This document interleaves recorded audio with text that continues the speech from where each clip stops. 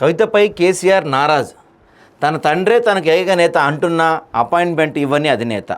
పాపం కవిత ఏమో నాకు మా నాన్నే అన్నీ, నేను మా నాన్న కోసమే ఏమన్నా చేస్తాను, మా నాన్న దేవుడు, ఆయన చుట్టూ దెయ్యాలు ఉన్నారని ఎంత చెబుతున్నా సీన్లో రియాలిటీలో చూస్తే కేసీఆర్ మాత్రం పాపం కవితకు అపాయింట్మెంటే ఇస్తలేడంట.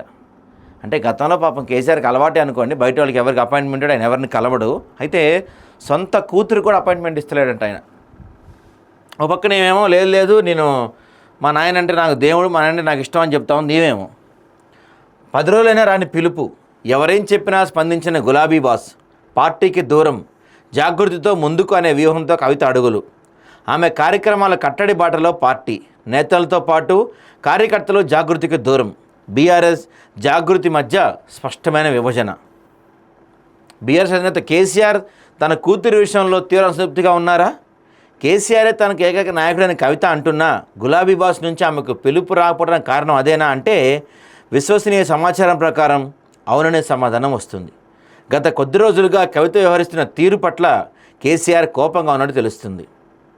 ఓవైపు తాను రాసిన లేఖను లీక్ చేసిన వారెవరో తేల్చాలని కవిత కోరుతున్నా, కాళేశ్వరం ప్రాజెక్టు విషయంలో ప్రభుత్వం కేసీఆర్కి ఇచ్చిన నోటీసులకు వ్యతిరేకంగా నిరసన చేపట్టినా ఆయన మాత్రం ఈ పరిణామాలను కొలిక్కి తెచ్చే ఆలోచన లేరని అంటున్నారు. కేసీఆర్కి ఎవరి మీద నా కోపం వస్తే ఇక అంతే, కలిసేది ఉండదు. ఇప్పుడు కవిత విషయంలోనూ ఆయన కోపంగానే ఉన్నారు. అందుకే ఆమెను పిలిచి మాట్లాడలేదని బీఆర్ఎస్ నేతలు వాళ్ళు చెప్తున్నారంట. వాస్తవానికి కవిత లేఖ బహిర్గతమై 10 రోజులైంది. తొలి 2-3 రోజుల్లో కేసీఆర్ దీనిపై ఏమైనా స్పందిస్తారా, లేదంటే ఆమెను ఫామ్ హౌస్కు పిలిచి మాట్లాడతారని చర్చ జరిగింది. కవిత కూడా తండ్రి నుంచి పిలుపొస్తే వెళ్దామనే ఉద్దేశంతో ఉన్నారని అప్పట్లో జాగృతి వర్గాలు పేర్కొన్నాయి. కానీ కొన్ని విషయాలను ఆమె బహిరంగంగా లేవనెత్తడంతో ఆమెను పిలిచేందుకు కేసీఆర్ ప్రస్తుతానికి సానుకూలంగా లేరని అంటున్నారు. మరోవైపు ఎంపీ దామోదర్ రావు, లీగల్ సెల్ అధ్యక్షుడు గండ్ర మోహన్ రావు కవిత నివాసానికి వెళ్తే ఆమెతో చర్చ జరపగా ఎందుకు వెళ్ళారని వారిలో ఒకరిని కేసీఆర్ ప్రశ్నించారంట. అంటే ఇది మొన్నటిదాకా ఏమనుకున్నారు, అందరూ వాళ్ళిద్దరూ వెళ్తే ఈ గండ్ర మోహన్ రావును దామోదర్ రావు వెళ్తే అందరూ ఏమనుకున్నారంటే కేసీఆర్ పంపించిండేమో దోతుల్ని గొడవలు సెట్ చేస్తానికి మాట్లాడరమ్మని కేసీఆర్ పంపించిండేమో అనుకున్నారు. కానీ అసలు కేసీఆర్ పంపలేదంట, వాళ్ళ ఇష్టంతో వెళ్ళారంట. వాళ్ళని కూడా అసలు ఎందుకు వెళ్ళారు మిమ్మల్ని ఎవరు వెళ్ళమన్నారు అని కూడా వాళ్ళపైన కేసీఆర్ సీరియస్ తెలుస్తుంది. ఎప్పటి నుంచో కేసీఆర్కి ఒక పేరు ఉంటుంది, ఏంటంటే ఆయన ఎవరిపైన కోపం వస్తే ఎవరైనా నచ్చపోతే కనీసం పిలిచి మాట్లాడు, ఇక వాళ్ళ మొహం కూడా చూడ్డు, ఎవరి మాట వెండో సీతే లెక్క అని చెప్పి చెప్తుంటారు వాళ్ళ పార్టీ వాళ్ళు. ఇప్పుడు మరి అదే అంటే బయట వాళ్ళకి వేరేలాగా కూతురికి వేరేలా ఉంటుందని భావించారు, కానీ కూతురి విషయంలో అదే పద్ధతి ఆయన పాటిస్తున్నారంట. కవిత విషయం తన వద్ద ఎవరైనా ప్రస్తావించినా ఏం చెప్పినా వినడం తప్ప దానిపై కేసీఆర్ ఏమీ స్పందించడం లేదని పార్టీ నేతలు చెప్తున్నారు. తన నాయకత్వాన్ని కవిత సమర్థిస్తున్నా పార్టీ కుటుంబ వ్యవహారాలను బహిర్గతం చేశారనే అసంతృప్తి ఆయన ఉన్నట్టు తెలుస్తుంది. ఆమె విషయంలో పార్టీ నేతలు ఎవరు మాట్లాడద్దని కూడా కేసీఆర్ ఆదేశించిన సమాచారం.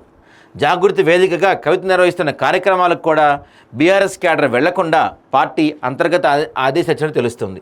బుధవారం ఇందిరా పార్క్ వద్ద జరిగిన నిరసన కార్యక్రమానికి పార్టీ కింది స్థాయి కార్యకర్తలు కూడా ఎవరు వెళ్ళలేదు. తెలంగాణ జాగృతి మద్దతుదారులు మాత్రమే అందులో పాల్గొన్నారు. జాగృతి జెండాలు మాత్రమే కనిపించాయి. గతంలో పలు సందర్భాల్లో జాగృతి తరపున కవిత కార్యక్రమాలు చేపట్టినప్పుడు పార్టీ కార్యకర్తలు కూడా కొందరు హాజరయ్యేవారు. ఆ కార్యక్రమం పార్టీకి చెందిందిగానే భావించేవారు. కానీ ఇప్పుడు బీఆర్ఎస్ వేరు, జాగృతి వేరు అన్న భావన నెలకొంది. ఖచ్చితంగా చాలా స్పష్టంగా బీఆర్ఎస్ నేతలు ఎవ్వరూ కూడా జాగృతి కనీసం తొంగి చూడటం లేదు. కవితతో మరి ఇంటర్నల్గా ఏమైనా మాట్లాడుతానేమో కానీ ఈ కవిత జాగృతి పేరుతో పెట్టే సమావేశాలకు కానీ సభలకు కానీ ఎవరూ హాజరు కావట్లేదు. ఇక్కడే మనకి చాలా క్లియర్గా స్పష్టం అయిపోతుంది. నిన్న కూడా కవిత ఈ జాగృతి దాంట్లో పెట్టిన సమావేశంలో పింక్ కలర్ బ్యానర్స్ పెట్టారు, కానీ కేసీఆర్ ఫోటో పెట్టారు, కానీ ఎక్కడ బీఆర్ఎస్ అనే పేరు కానీ లేకపోతే మిగతా బీఆర్ఎస్ నాయకుల ఫోటోలు కానీ అక్కడ ఎక్కడ కనపడలేదు.